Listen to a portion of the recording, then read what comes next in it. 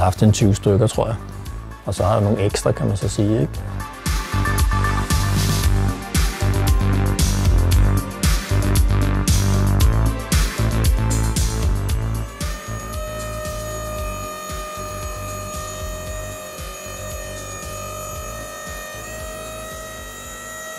Jeg sad og så TV-avis, og så jeg, at de havde et indslag om ellerten, der var kommet frem. Og så var jeg inde og kigge bagefter, hvor man kunne prøve den henne, og så bestilte jeg et stykke tid efter, bestilte jeg så en. Og jeg gik og ventede, jeg tror det var et par måneder eller sådan der, før man kunne få dem herovre, ikke? Det gik jeg glæde mig til, at man havde fået manualen inden, så den havde jeg siddet og kigget meget i, hvordan den virkede og alt det her.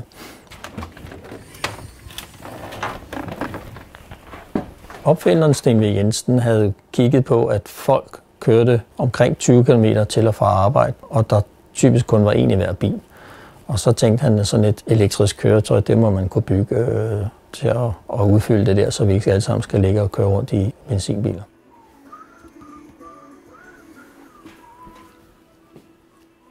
Det var helt klart forud for sin tid, og det var også det, den var præg af, med, at tingene ikke var lavet godt nok, og man havde jo ikke noget erfaring for, hvordan sådan nogle ting skulle laves og sådan noget.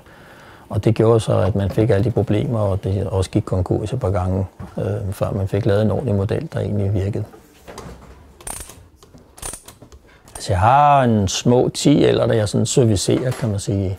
Den her er en af dem, ikke? Altså folk, der ikke gider eller kan lave dem selv, og så sender dem herind, når de går i stykker, hvis der er et eller andet, ikke?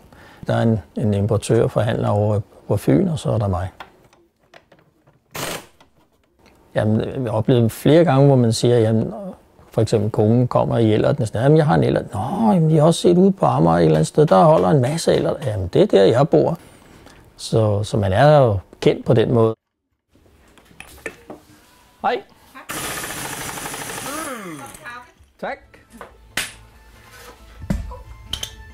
Det fede ved at køre en ellert, det er, at det er forholdsvis billigt, og det er miljøbevidst, og det er sjovt. Primært sjovt.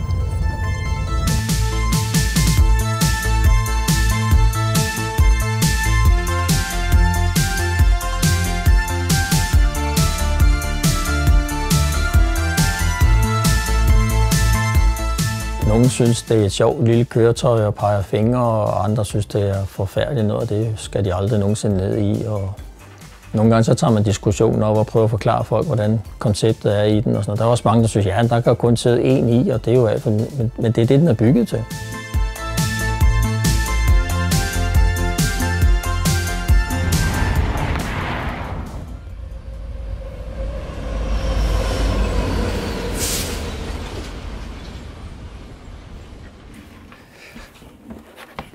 Der er lidt her, hvor vi holder udenfor med et par gule. Og så tror jeg, vi har lavet et fællesbillede her. Gør vi altid. Med nogle af de daværende ellert-entusiaster. Så lidt bitte laver vi altid, hvor ellerne som bliver legnet op.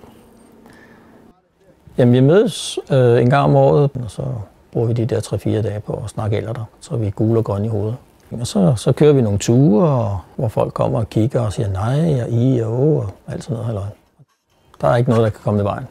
Det skulle lige være et dødsfald eller et eller andet, ellers så bliver alt andet sat til side. Eller træf, det skal jeg til.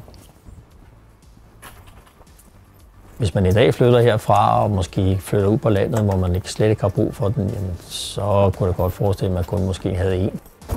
Jeg vil stadig rulle med eller ind, så jeg ikke kan gå, tror jeg.